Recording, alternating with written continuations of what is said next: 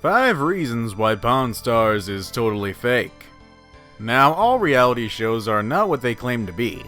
Although the producers of these shows say that they are filming real-life reactions to real-life situations, things are always not what they seem to be. I mean, seriously, look at the Paranormal Activity movies. Based on a true story. Right. Now, it is true enough that some of these scenes might be real, but is real life really more interesting than fiction? Or is it just fantasy? Caught in a landslide, no escape from reality. To viewers, it's not. We want to be entertained by the TV shows that we watch, reality or otherwise.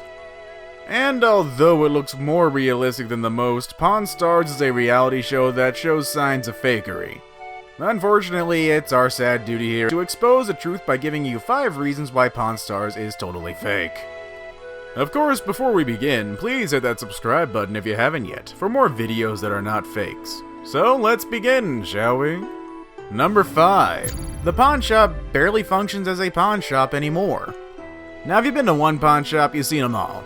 Although that is generally true, it cannot be applied to the world-famous gold and silver pawn shop, especially after the TV show Pawn Stars began. Now, I'm not saying that it's not a pawn shop anymore. It is still a working pawn shop that is open every day from 9 in the morning till 9 in the evening. It even has a small window that is open 24 hours a day, 7 days a week. However, it seems that the shop doesn't earn most of its money from the pawning, buying, and selling of secondhand items. Now, let's discuss the reason why. Now first, the pawn shop itself has turned into some sort of a Las Vegas landmark and a tourist attraction.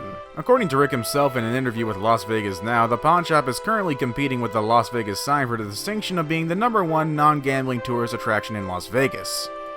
Can that really be said considering you're in a pawn shop which is like a really big gamble on secondhand items? And what do you see in most famous tourist attractions? Now on to our next reason. Second, the shop draws in more tourists than customers. Again, according to Rick, the shop gets more visitors than the Hoover Dam. That's quite a big claim. However, it's a claim that seems easily backed up. People who have visited the world-famous gold and silver pawn shop can attest to this. According to a reviewer for Traveler, having lines of people extending down the sidewalk just to get into the pawn shop is a regular occurrence. It is also reported that sometimes it takes 2 or 3 hours just to get in the door. On average, the shop attracts 4,000 to 5,000 visitors every day. Care to guess how many of these are not tourists? According to the shop's manager, Travis Benton, out of 100 people that come in, only 1 is an actual customer, and the rest are tourists. Benton has further stated that the show is making less business for the shop because of this reason, which is kind of bad news for the pawn shop, but good news as well, because they make a lot of money doing it. They do this by selling merchandise. Clever camera angles and editing may show that the shop looks like any other pawn shop, but that is so far from the truth it hurts. What they don't show TV viewers is the huge amount of merchandise and souvenir items on display in the store itself. It is really ironic that a shop that is supposed to be dealing with the pawning, buying, and selling of secondhand items is literally plastered with brand new merchandise. By the way, if you're curious, Chumley's merchandise is the best seller. Number 4. The deals you see on the show are prearranged. To a sharp-eyed viewer, this is no surprise. To those of you who just watch the show for entertainment, this may just be a surprise for you. You have to admit, the main thing that made Pawn Stars really popular to viewers are the amazing historical items that are featured on the show. It's pretty rare that one gets entertained and learns something about history from a TV show, but Pawn Stars was able to do that. However, do you think that these historically relevant items just come into the pawn shop at random? Not quite. Pawn shops around the world make most of their business by the pawning, buying, and selling of secondhand items that carry a certain value. This could pertain to anything, like gold, silver, antiques, and the like. It's very rare for something that has real historical significance to come in for sale. So why is it that every episode has something like this? The obvious answer, of course, is that everything is prearranged. It turns out that the producers of the show go out and find these items and bring them to the show. The funny thing is, sometimes they don't have to look too hard. Case in point, in one episode, a seller named Ron came in to sell a banged-up vintage Coke machine. The shop ended up buying the machine and sent it over to Rick Dale of Rick's Restorations to have it restored. Funny thing is that Ron is actually Rick's brother. In another episode, an old lady came in with a vintage Gibson guitar. She claimed that the guitar had been kept under her bed for the past 5 decades. Of course, knowing little about the subject matter, Rick called in his expert. The moment the expert starts his appraisal, you'll notice something is not right immediately. The expert just basically looked the guitar over before stating his opinion, not doing what real appraisers do, like checking the pickups. Well, as it turns out, the seller was the expert's mother. Another telling sign that everything is prearranged is that the negotiations sound really scripted. The fact is, the daily dealings in a pawn shop does not make for compelling TV. Number 3. Some of the experts have dubious appraisals. Now, another thing that makes pawn stars really look fake is the lack of credibility of their experts. I'm not saying all of them are frauds, Mark Hall Patton and Rebecca Romney being only some of the more credible ones, but there have been quite a few so-called experts who have appeared on the show and then subsequently tarnished their reputations. With that said, let's discuss a few of them, shall we? First will be John Resnikoff, one of the show's previous autograph authenticators. He famously, or rather infamously, misidentified Al Pacino's signature, which was written on a screenplay of The Godfather.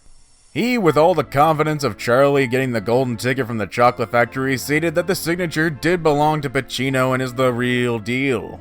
Only to be proven wrong later on by the movie's producer, Al Rudy, who produced The Godfather. Came out that it was his signature on the screenplay, not Pacino's. Talk about embarrassing. Another signature authenticator, one named Drew Max, was sued for identifying and selling fraudulent sports memorabilia. Although these did not happen in the show itself, he did however use his fame and celebrity status from his appearances in Pawn Stars to add credibility and legitimacy to his business. Then we have Steve Grad, who openly admitted to not having received formal training for his job as a signature authenticator.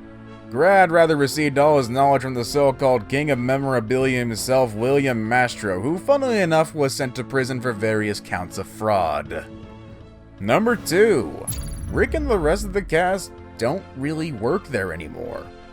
People visiting the world-famous gold and silver pawn shop would expect to catch at least some of the main cast to still be there assisting customers, just to have their hopes shattered.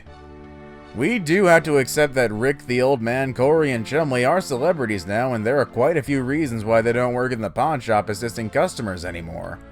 For one, Nevada privacy laws are preventing them from interacting with real customers while filming. Customers that you see on camera are sellers or just extras that have to sign a waiver in order for them to be part of the show. Another reason is that although Pawn Stars is being filmed on location at the pawn shop itself, operations are put to a halt when filming happens. Again, Nevada privacy laws disallow random people from appearing on the show without signed waivers to protect their privacy. In more recent seasons, it has been reported that the show is being filmed on a set designed to look like a pawn shop. Just think about it. If the show is being filmed while the pawn shop is operating, how chaotic it would be. The show's producers would be hard-pressed to prevent tourists from taking photos of the cast while filming. Of course, that can't be allowed, so tourists who line up to see the cast in person are out of luck. It is true that Rick and the others do occasionally stop filming for the rare photo op, but fans would have better luck finding Chumley in his candy store just across the street. Number 1, the blatant product placement, and oh dear God, is this massive. One word, Subway. You ever notice that the guys always eat Subway for lunch on air, or have you noticed the sandwiches in Subway wrappers randomly appearing in some part of the pawn shop?